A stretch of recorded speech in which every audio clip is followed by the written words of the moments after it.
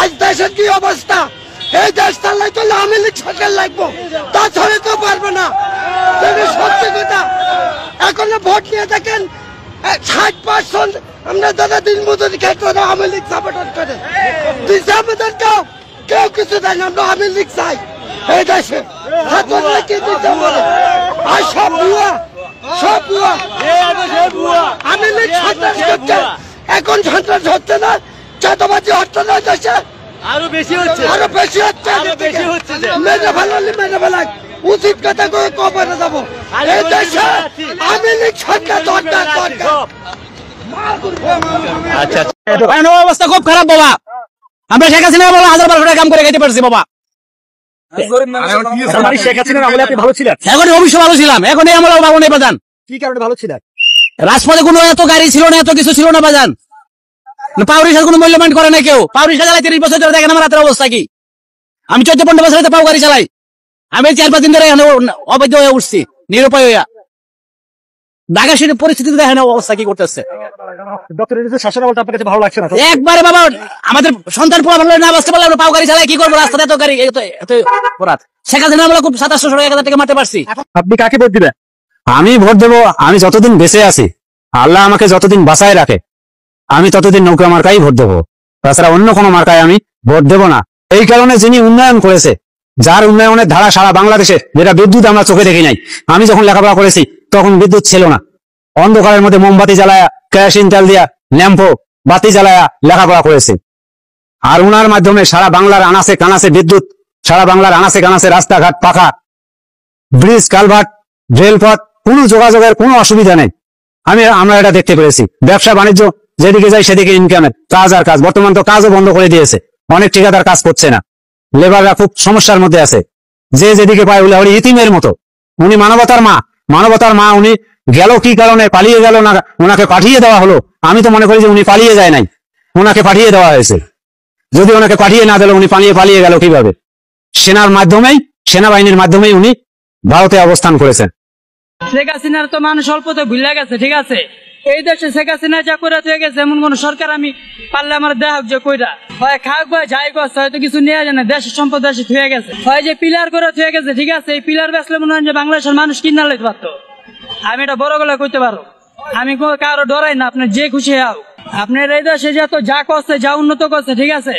মানুষ ড্রাইভাররা আগে পদ্মা সেতুতে খারায় মনে হয় যেমন দিন গেছে, মা খারায় 2 ঘন্টা 3 দিন 4 দিন পার হয়ে গেছে গা।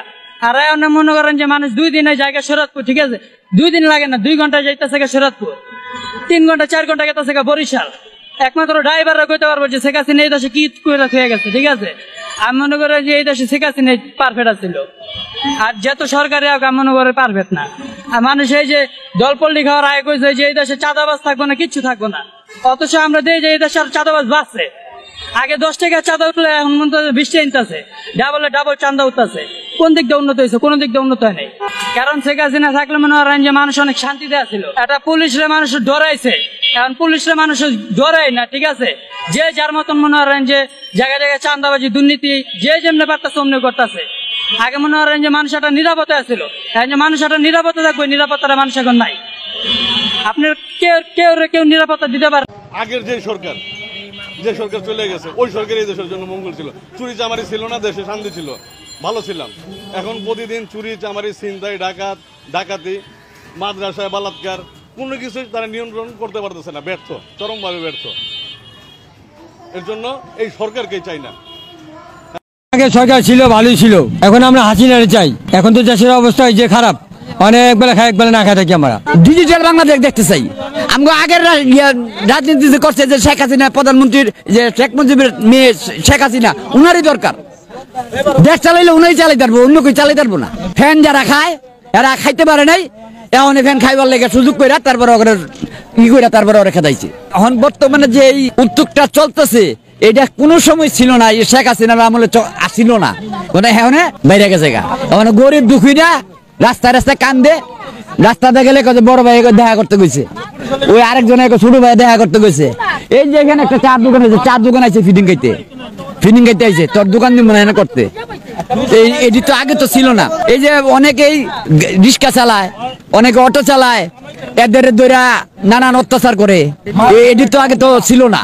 আপনি বলতে চাচ্ছেন যে শেখ হাসিনার সময় চুরি চিন্তাই ছিল না, এখন চুরি চিন্তাই অনেকটা বাড়ছে, অনেক বাড়ছে, অনেক বেড়ে গেছে গা। এটা শুধু আমার একা কথা না, আপনি আরো 10 জনের জিজ্ঞাসা করে দেখতে পারেন, এই 10 জনে একই কথা কইব। আর এখন বলতেছে যে আওয়ামী লীগের নেতারা কি মাঠে আছে? নাই, এরা যার জন্য গেছে গা। তাহলে এটি করে কে? তত্ত্বাবধান সরকারে কি যাচাই করার দরকার না? কিন্তু তত্ত্বাবধান সরকার তো এটা যাচাই করে না, সে তো সিংহাসন পাইছে। আপনি কি মনে করেন যে শেখ হাসিনা ডিসেম্বরে ব্যাক করতে পারবে বাংলাদেশে?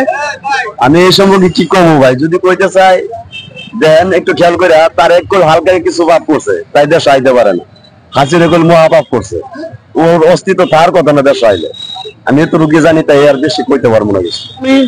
ডিসেম্বরে বলতে শেখ হাসিনা দেশে আসবে, এটা কি সম্ভব কিনা? এটা ভাই মোটা সম্ভব না, এটা ইচ্ছা করলে একটা জিনিস করা হবে না। শেখ হাসিনা ডিসেম্বরে কখনই ব্যাক করতে পারবে না, তার তো জানলে টানাটা নেই। দেশের যে পরিস্থিতি তাতে তো বোঝা যাইতেছে না, বাকি আল্লাহ পাক জানে। না পারবো না, আছি যে সেগুলো আসবে, আসে উতাল হবে, আশা কি ঠিক হবে শেখ হাসিনার? এখন পাবলিক জানে, পাবলিক যদি সাপোর্ট দেয় তাহলে সে নেতা কর্মীকে সে বলছে তৈরি হওয়ার জন্য, তা তো বলছে। সে কি তাহলে কি সম্ভব আসতে পারবে? এখন আল্লাহ পাক জানে। আপনি কি মনে হয় না শেখ হাসিনা আসলে দেশে, তার নামে তো অনেক মামলা হয়েছে? মামলা হয়েছে জানি, কিন্তু তারপরে মামলা তো একজন চলে গেলে তার মামলা হয়। আগামী নির্বাচন শেখ হাসিনা ব্যাক করতে পারবে? সেখানে তো নির্বাচন করতে দিব না। শেখ হাসিনা কি নির্বাচন করতে পারবে? এরপরে যদি পারে, আগামী নির্বাচনে না আগামী নির্বাচন পারবো না, যে শেখ হাসিনা ডিসেম্বরে ব্যাক আসতে পারবে? না, পারবো না। আসতে পারে, জেলখানা থাকবো, আসতে বললো জেলখানা থাক। শেখ হাসিনা আসলেও জেলখানা থাক। মনে করেন যে শেখ হাসিনা আগামী ডিসেম্বরে বাংলাদেশে প্রবেশ করতে পারবে? এখন দেশের যে পরিস্থিতি তাতে তো বোঝা যাইতেছে না, বাকি আল্লাহ পাক জানে।